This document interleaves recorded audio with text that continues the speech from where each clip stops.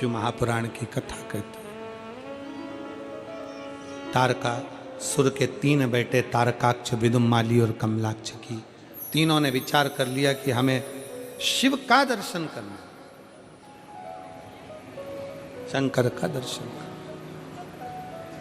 मृत्यु मांगी, ब्रह्मा जी ने कह दिया कि मौत तो आएगी, निश्चित है, उसको कोई टाल नहीं सकता, पर इतना जरूर है कि पहले भी कथा में कहा कि एक अटल मृत्यु होती है और 100 बार मृत्यु हमारे करीब में आती है, 100 बार मृत्यु हमारे करीब में आती है, पर तुम्हारे द्वारा चढ़ाया गया 1 लोटा जल वो 100 बार की मृत्यु को टाल देता है। और जो अटल मृत्यु है वो तो हर एक को आना है, एक दिन प्राण जाना ही है, अटल है वो, अटल ही रहेगा।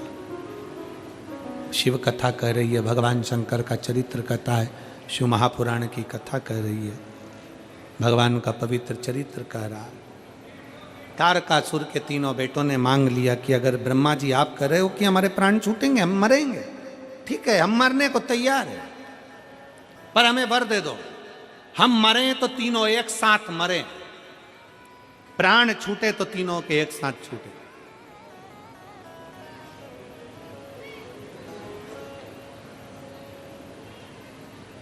ब्रह्मा जी ने कह दिया तथास्तु, तुम तीनों मरोगे तो एक साथ मरोगे, तीनों के प्राण जाएंगे तो एक साथ जाएंगे, तथास्तु।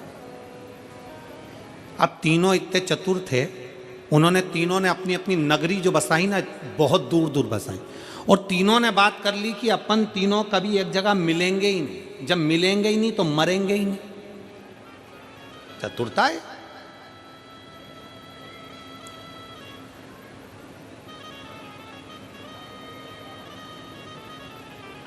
कितनी भी बादाम खा लो, कितना भी तिल्ली का लड्डू खा लो, चाहे कितने भी अच्छे ब्यूटी पार्लर में सज लो, कितने, चाहे 2 घंटे तक पेंसिल से लाइन खींचो और फिर डब्बा भर लो, तुम जो करना है सब कर लो, सब।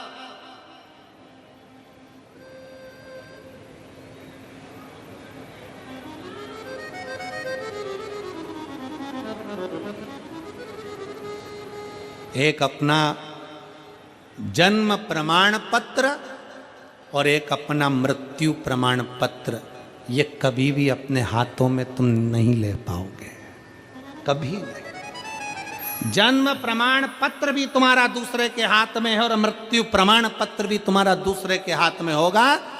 जन्म प्रमाण पत्र से मृत्यु प्रमाण पत्र तक का बीच का जो सफर है, उसमें ऐसे ऐसे प्रमाण पत्र लेने का प्रयास करिए कि वो जिंदगी की सार्थकता सिद्ध कर दे। वो प्रमाण पत्र तुम्हारे, कितना भी सज लो, कितना भी श्रृंगार कर लो, कितना भी बादाम खा लो, कितना भी रसगुल्ला खा लो। होता एक जयपुर की एक बेटी ने हमसे प्रश्न, बहुत पहले की बात, बहुत लगभग 19 साल हो गए होंगे, जयपुर की एक बेटी घंटाघर के पास में रहती, उसने एक प्रश्न किया, गुरुजी मैं कभी बाजार का कोई चीज़ नहीं खाई, गुरुजी मैं कभी बाजार के फैशन में नहीं रही, गुरुजी मैं तो अपनी एजुकेशन की तैयारी में लगी रही, पढ़ती रही, और बाबा ने आज मुझे कॉलेज में प्रोफेसर भी बना दिया गुरुजी, पर एक बात समझ में नहीं आती, मैंने कभी किसी का बुरा नहीं किया, कभी किसी का गलत नहीं किया, कभी मैंने गलत काम नहीं किया गुरुजी, फिर मुझे कैंसर का रोग क्यों हो गया?